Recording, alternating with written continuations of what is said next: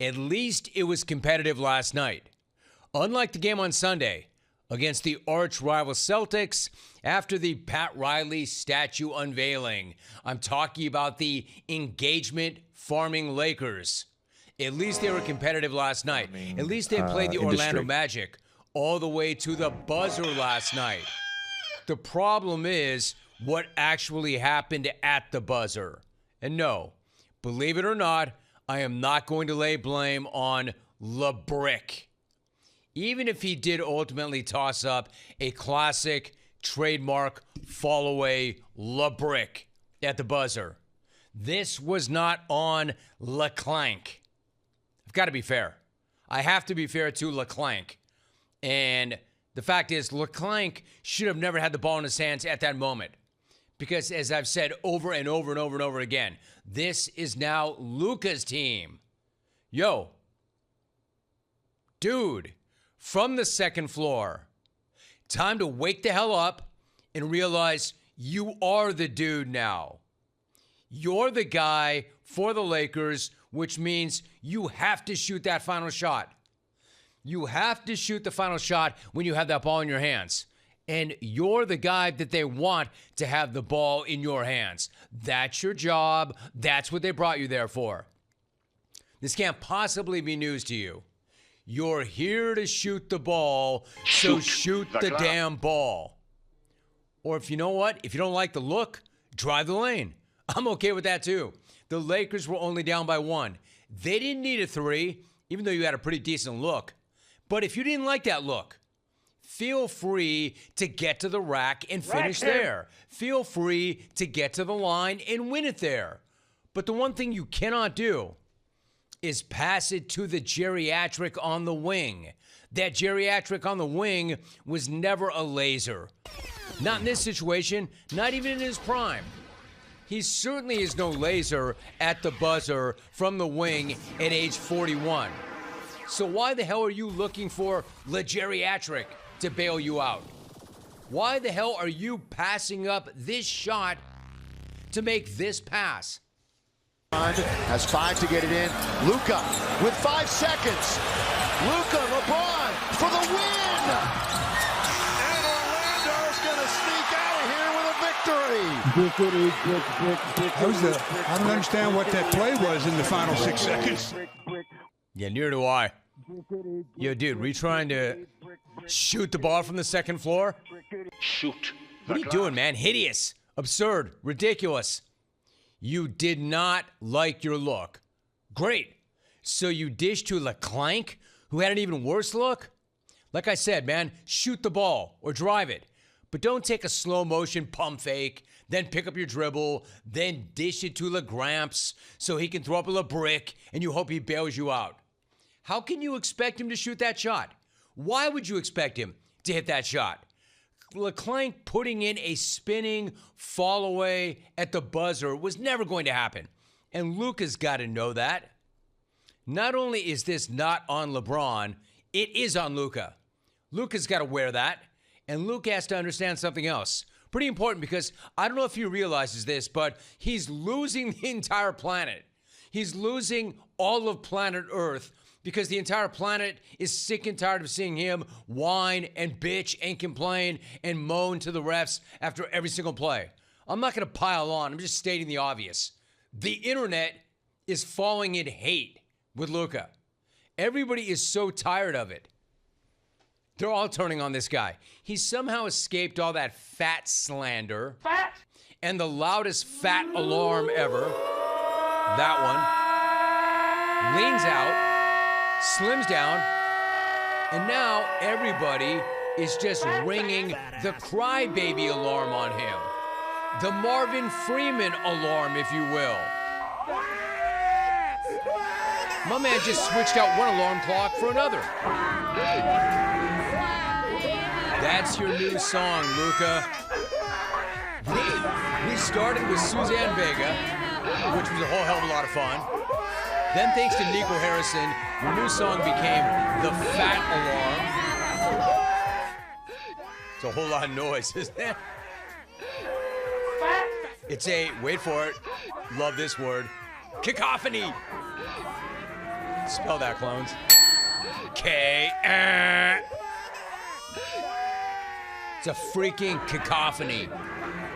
A symphony. You and him. It used to just be Vega, and now we have a full-blown cacophony. So we started with Vega. That was fun. Then thanks to Nico, we had the fat alarm. Not as fun. And then eventually, once Nico and the Mavs kept doubling down about what a beer-guzzling, hookah-smoking, fat ass this guy was, Luka's new song became the fat announcement.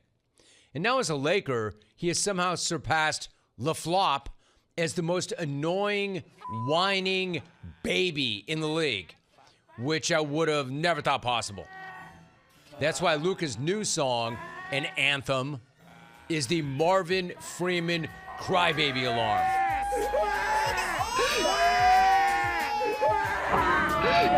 Damn, bro. How did it come to this? A freaking cacophony.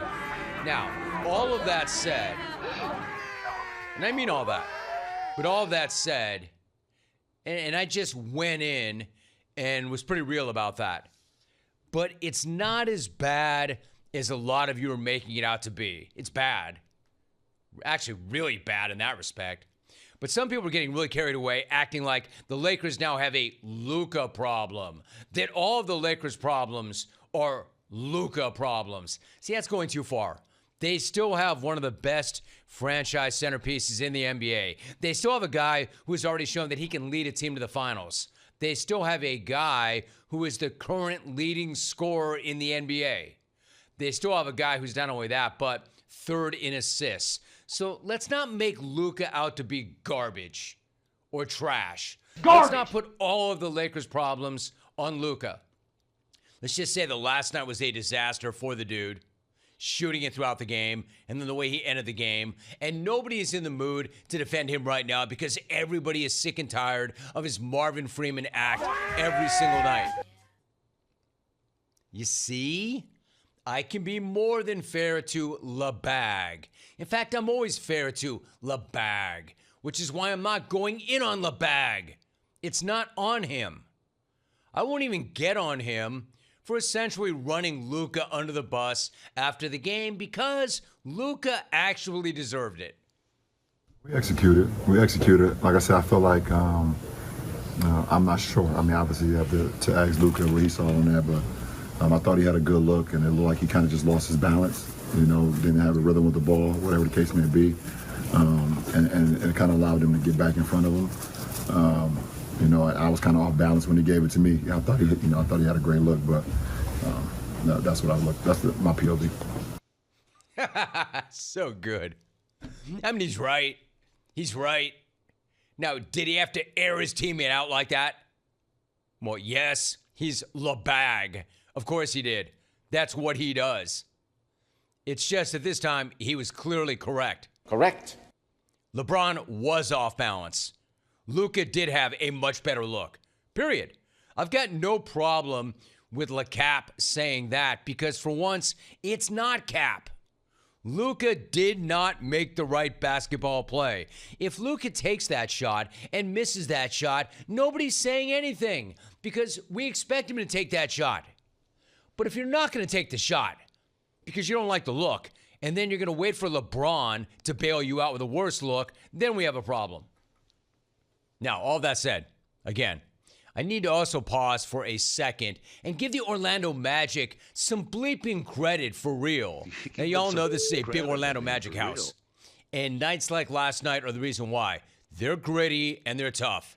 They're the kind of team that can come down, back from 12 down, and snatch your soul in your house.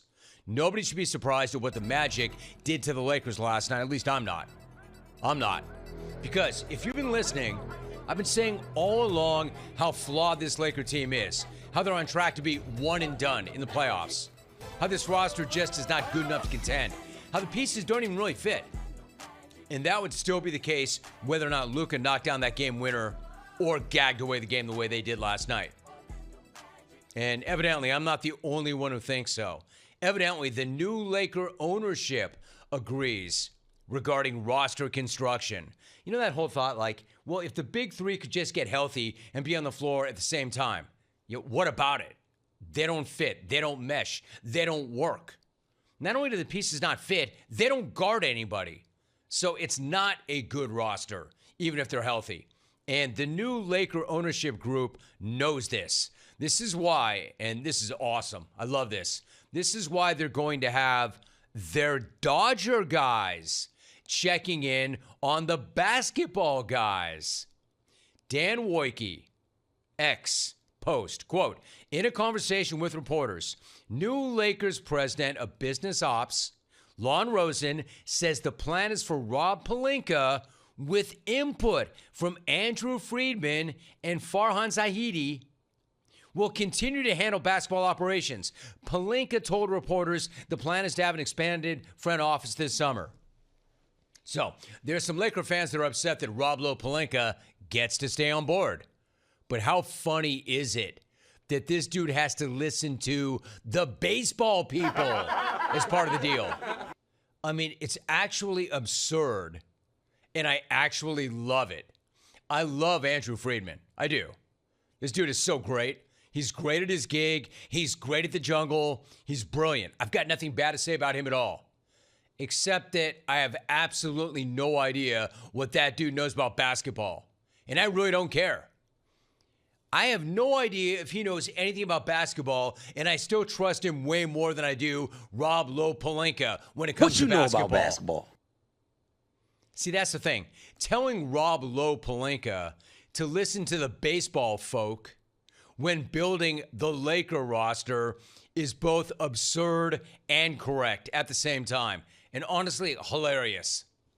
I mean, hell, I'd do the same thing. I would do the same thing if I had Andrew Friedman at my disposal and I own the Lakers and the Lakers had that roster. I'd be like, yo, Andy, man, can you go spend some time with Rob Lowe over there and see what the hell he's doing? I mean, come on. Of course he's going to use his baseball geniuses to look at his basketball roster. And here's the thing. Friedman and Zaidi are not the only ones who are going to be in the Laker mix moving forward. There is another prominent Dodger figure. Almost caught myself right there because he was a former Laker figure turned Dodger figure. I think you know where I'm going. Another prominent Dodger figure and former Laker great who is apparently officially back. It's Magic. At Mick10 posted, new Lakers president of business operations, Lon Rosen, told reporters this evening that Rob Pelinka will remain as the team's president of basketball operations. And while Irvin Magic Johnson will surely be around the franchise, no official title is planned for him with LAL. Hey, Rob Pelinka, at least they're not undermining your authority. Throwing the baseball guys at you, and tragic. At least they're not cutting you off at the knee. Wow, bro. Who's not looking over your shoulder? Yeah, nothing awkward or anything about that. It's not like the last time they gave Irv any power. He abruptly, suddenly quit and left the team in a terrible spot and gave us that classic quote, I want to go back to having fun. I want to go back to being who I was before taking on this job. Well, I guess Irv is done having fun. I guess Irv is done being who he was before he took that Laker job. He also left the Lakers back in 2019 with this classic meme, dodging and skirting all responsibility for the mess that he had left behind. He's not going to be here. I'm not going to be here. I'm not going to be here. Don't ask me, not my problem. It's my mess, but not my cleanup. In other words, I puked all over the franchise, but somebody else can scrape it off them. I puked all over aisle 4, but I've got no mop. Not my cleanup, just my mess. Hey, listen, by the way, why stop at Friedman and Zahidi? They should let Dave Roberts coach the Lakers. They should have Mookie Betts run the point. They should have Shohei on the wing. They should throw it into Freddie in the post. I like it. Just dodger it all up, man. Let the winners go in there. Let the winners go in there and organize it. Yeah, at least I know Shohei will play both ends of the court. He's two-way. Get it?